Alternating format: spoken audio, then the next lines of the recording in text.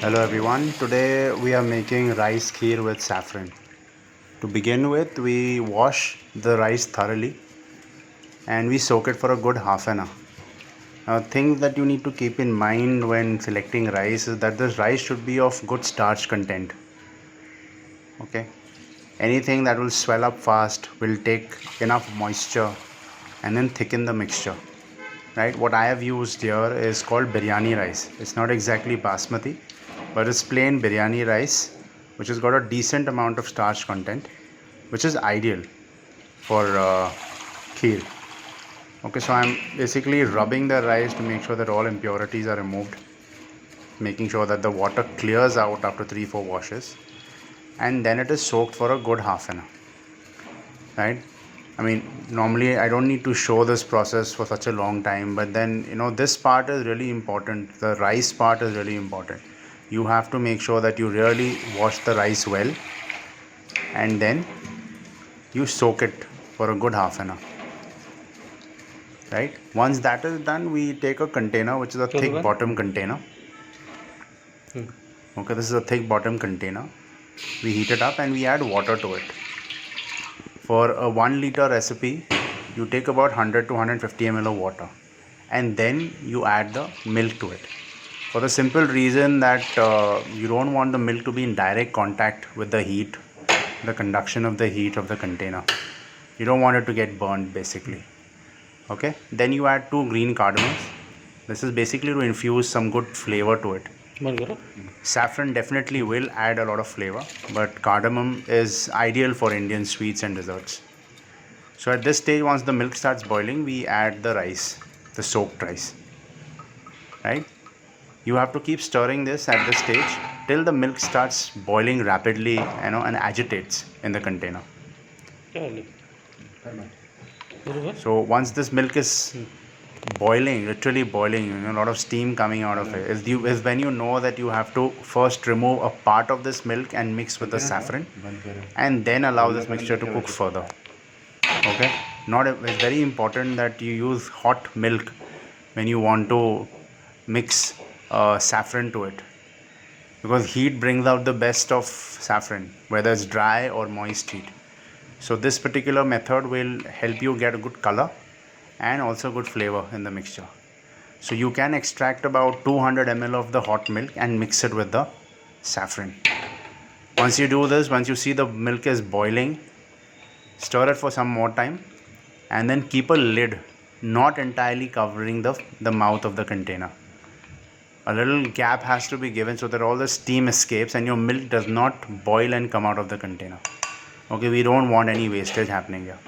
If you want to make sure that you don't have to keep an eye on this all the time, so this particular technique will help. Right, put a lid covering it just about enough and leaving a small gap for the steam to escape. So by doing this you can make sure that the mixture is cooking and it's not getting burnt. So it's reducing. You can keep checking the mixture every now and then. So I am particularly making only this recipe today, so my entire focus is on this. But when you're making a meal and dessert is just one part of it, so you have to focus on other things also. Right, keep stirring it, put a lid, allow it to boil and keep doing this, repeating this process as much as you can. Right, you will see the milk reducing, the rice cooking and the mixture thickening. Right, these are basic visual signs that your mixture is now getting heated up. The moisture from the milk is evaporating, the starches in the rice are gelatinizing.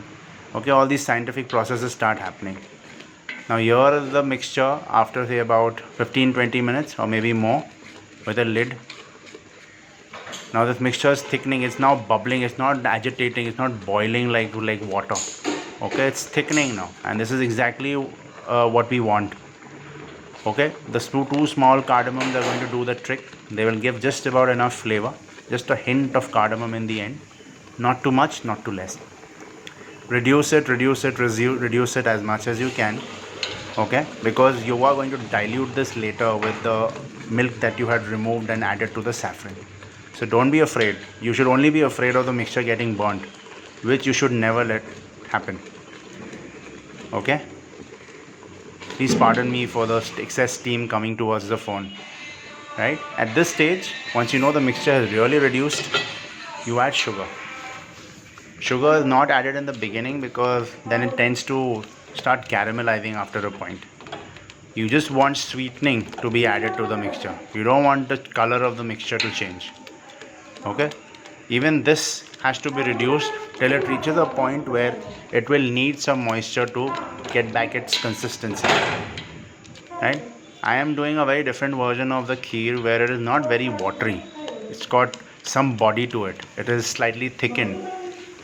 Okay, and if you keep it in the fridge after it cool down, it may even set after a point. Okay, so that kind of thickness, because in North India, like everywhere else, kheer is had as a dessert. Sometimes in North India it is had with jaggery roti, it is had with regular parathas as part of the meal, right? So it has to be thick, it can't be like water. So reduce it as much as you can. Okay, making sure that the flame is low and the mixture does not get burnt at any point. Right, when you see these bubbles coming, you know the mixture is now really thickening up. So now to rehydrate it or dilute it, you will add the saffron milk to it. Okay, beautiful healthy yellow color, nice aroma, good flavor is what saffron gives to the product. It just changes the overall appearance, overall character of the product. So a little bit will do the trick. Half gram is just about enough for a 1 liter mixture. So you see this mixture is coating the spatula now. This is when you know that you have to cook it just about a little further and your kheer will be ready. Okay, keep an eye on the mixture. This is how thick it should be. This is the thickness you're looking at. Serve it in bowls, either warm or you can refrigerate it and serve it cold. Garnish with pistachio, a little saffron water or saffron milk, and serve. So the recipe is shared in the description box. Right? I hope you guys try it. Thank you.